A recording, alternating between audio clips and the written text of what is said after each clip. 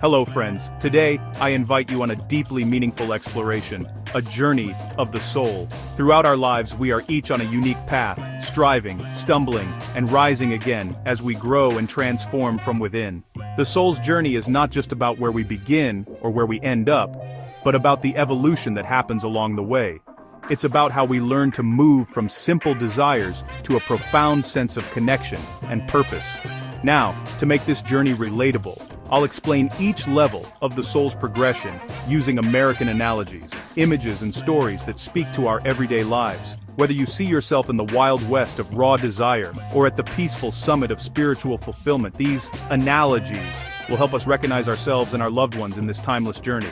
As we move through each stage together, I invite you to pause and reflect. Which level resonates with you right now? Where have you been? And where do you see yourself heading? This is a space for honesty, compassion, and growth. Let's begin this conversation together.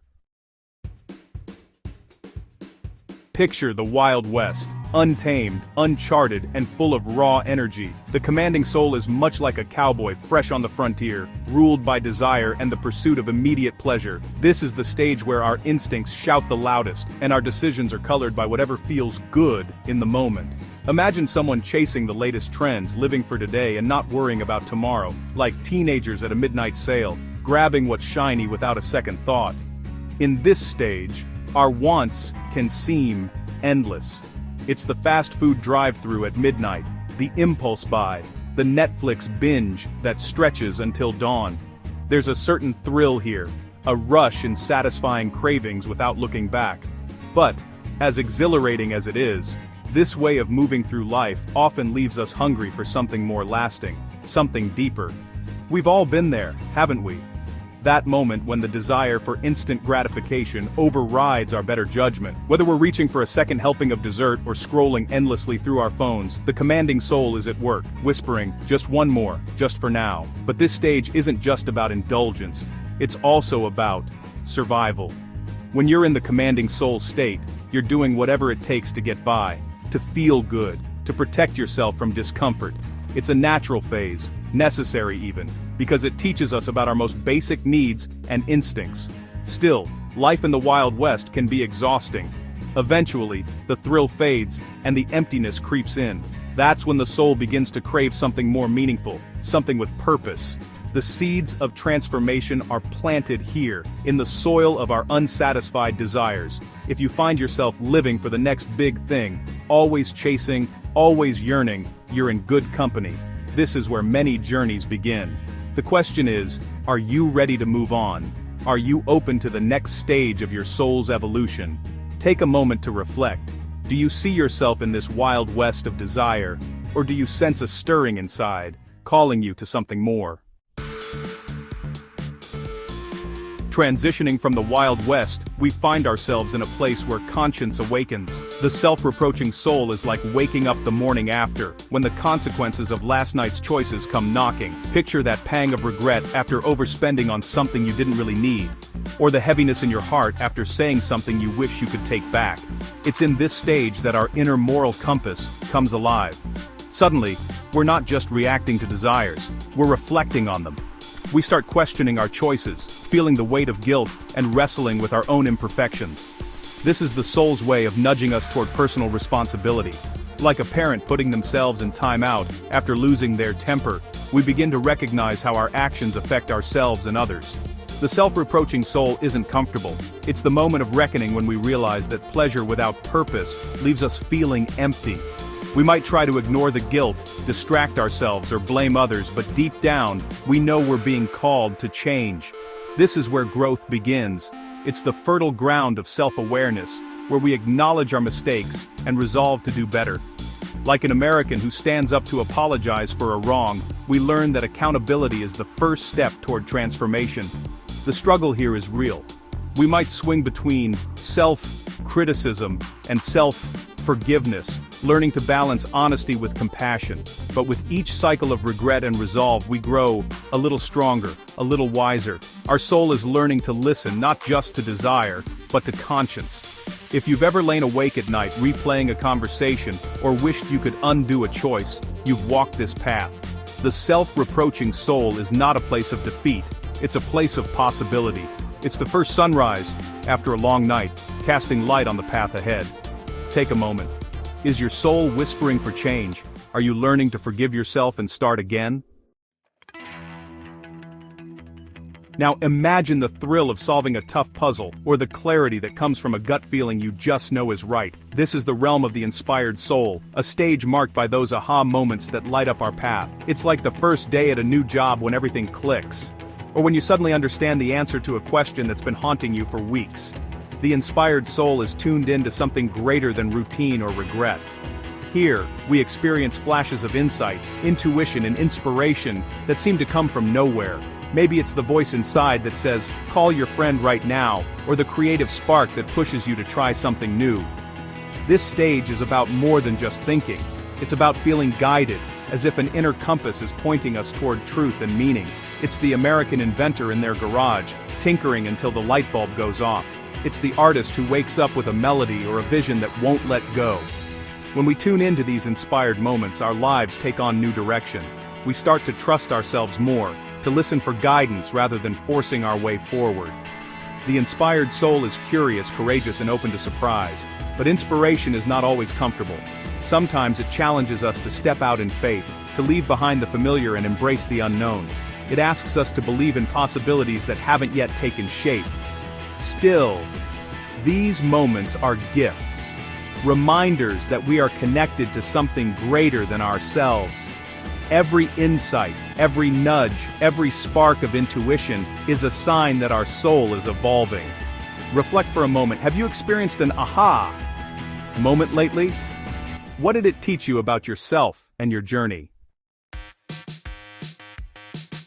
Picture a gentle sunset over a quiet lake, or someone sitting on their porch, sipping sweet tea and watching the world go by. The contented soul is the peaceful retirement of our inner journey, a stage marked by a deep sense of fulfillment and harmony. It's like reaching the golden years, where you're no longer chasing or regretting, but simply enjoying the richness of life.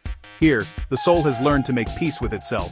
There is gratitude for the journey, the highs and lows, the lessons, and the laughter. Like a retiree reflecting on a life well lived, the contented soul finds joy in the present moment, appreciating the beauty of what is, rather than longing for what isn't. This stage is not about complacency. It's about acceptance. The contented soul recognizes that life is a tapestry woven from many threads, some bright, some dark, all essential. There is a quiet confidence here, a trust that everything has unfolded as it should. Imagine someone who has found their rhythm, who wakes up grateful, moves through the day with ease, and rests well at night. This is the soul at rest, free from the restless striving that once defined it. Yet, contentment doesn't mean the journey is over. It's a resting place, a moment to breathe and gather strength for whatever comes next. The soul is no longer at war with itself. It's at home. Take a deep breath. Are you at peace with your journey so far? Can you find contentment in the present, even as you look ahead? Now, let's talk about gratitude, the kind that persists through both sunshine and storm. The pleased soul is marked by a mindset of thankfulness, accepting both the good and the bad with open arms. Imagine a patriot, proud not just of their country's triumphs, but grateful for the struggles that shaped its ideals. Or think of someone who, after enduring hardship, looks back and says, "I wouldn't change a thing." The pleased soul sees every experience as a gift. Challenges become teachers. Disappointments become stepping stones. This stage is about embracing life's lessons, even the painful ones, with a sense of purpose and appreciation. It's not always easy. Gratitude in the face of loss or failure takes courage. But the pleased soul chooses to focus on what's gained, not just what's lost. Like an American who honors both the victories and the setbacks in the nation's story, this soul finds meaning in every chapter. The beauty of this stage is its resilience. The pleased soul is not easily shaken. It stands firm, rooted in the knowledge that everything has value, everything belongs. Here, gratitude is not a fleeting feeling. It's a way of being. It's the person who writes thank you notes after a tough year, or who smiles through tears, knowing that every moment matters. Reflect. What are you grateful for today? How have your challenges enriched your journey? As the journey deepens, the soul becomes not just content or grateful, but a source of light for others. The pleasing soul is like an iconic American leader, think Martin Luther King Jr. or Abraham Lincoln, whose integrity and service inspire all who encounter them. This is the stage where our growth becomes a gift to the world. The pleasing soul radiates kindness, empathy, and strength. It's the mentor who lifts others up, the neighbor who shows up in times of need, the teacher who believes in every student. Like the torchbearers of history, this soul leads by example, offering hope and healing wherever it goes. This stage is not about perfection, it's about authenticity, living in such a way that others are drawn to your light. The pleasing soul recognizes that its journey is intertwined with the journeys of others. It delights in lifting others up, knowing that service is the highest form of fulfillment. Imagine the ripple effect. One act of kindness inspiring another, one voice of courage sparking a movement. The pleasing soul is a catalyst for change, not through force, but through love. If you feel called to serve, to inspire, to make a difference, this is your stage. Your soul has become a beacon, guiding others on their own journeys. Pause for a moment. Who has been a beacon for you? How might you shine your light in the world? At the very peak of this journey is the purified soul, the ultimate American dream, not of material wealth, but of spiritual fulfillment and union with the divine. Picture reaching the summit of a great mountain, standing tall, breathless, and free. It's the moment when all striving falls away, and you feel a profound sense of belonging and peace. The purified soul is not attached to worldly success or failure, it moves through life with grace, aware of its connection to something infinite. This is the soul that has let go of ego, fear, and separation, embracing unity and love. Imagine the freedom of standing at the summit, looking back on the path you've traveled. Every challenge, every triumph, every lesson woven into a perfect whole. The purified soul is at home everywhere, at peace with everyone, alive with the joy of simply being. This stage is rare and precious. It's the fulfillment of every longing, the answer to every question. The purified soul lives in harmony with the divine, radiating love and compassion to all. Yet even here, the journey continues. The summit is not the end, but a new beginning, a place from which to serve, to love, and to inspire others on their own paths. As you reflect on this highest stage, ask yourself, what does spiritual fulfillment mean to you? How might you move closer to unity and peace in your own life? As we close today, I invite you to take a gentle, honest look at your own soul's journey. Which level resonates with you most right now? Are you in the wild west of desire, awakening to a new sense of purpose, or finding peace in the golden years of contentment? Remember, there is no right or wrong place to be. Every step is sacred, and every level is a part of the whole. I encourage you to share your thoughts and experiences in the comments below. Your story matters, and when we open our hearts to one another, we create a space for healing and growth. Let's support each other, learning from our struggles and celebrating our breakthroughs together. No matter where you are, know that your journey is leading you toward greater fulfillment and unity. Each level brings its own lessons, its own gifts. Keep moving forward with courage, compassion, and hope. Until next time, may your soul's journey be blessed and your spirit renewed.